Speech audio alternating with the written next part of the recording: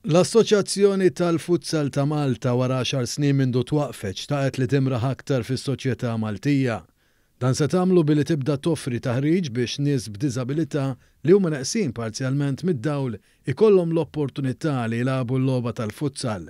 Dan se jkun jista' jseħħ permezz ta' ballun apposta li jagħmel il-ħsejjes li permettu lil min ikun qed jilgħab il-futsal biex jara fejn hu l-ballun permezz tas-sens ta' smigħ. Ma' Julian Bajada li huwa s-Segretarju Ġenerali tal-Kumitat tal-Malta Paralympic, tkellimna dwar dan l-ewwel pass għal parasports f'Malta, speċjalment għal dawk nieqsa mid-dawl.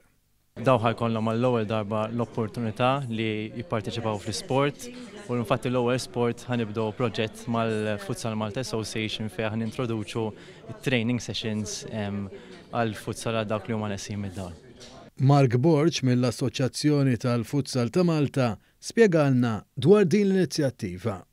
Din hija inizjattiva importanti ħafna għal Futsal Malta. Feluq l-10 snin anniversarju tagħna ħassejna li għandna nagħmlu outreach fil-komunità u nagħtu opportunità biex il-logħba tintlab mill-komunità in ġenerali. Il-President Emeritus Mary Louise Colero Preca li tmexxi l-Malta Trust Foundation spjegat li din il-kollaborazzjoni mal-Malta Paralympic Committee u l-Assoċjazzjoni tal-Futsal ta' Malta hija ċelebrazzjoni minnha nifisha għaliex is-soċjetà qed tkun aktar inklusiva. Il-Malta Trust Foundation fejn tidħol qasam ta' diżabilità diġà daħlet f'ċertu gaps ħanejdu hekk li hemm jiġifieri qed toffri servizzi ta' tfal biex jieħdu gost bil-mużika u jitgħallmu u l-arti anke fil-qasam edukattiv tissapporti ħafna lil tfal b'diżabilità, partikolarment tfal bl-awtiżmu li ma jitkellmux u wkoll tfal li għandhom visual impairment.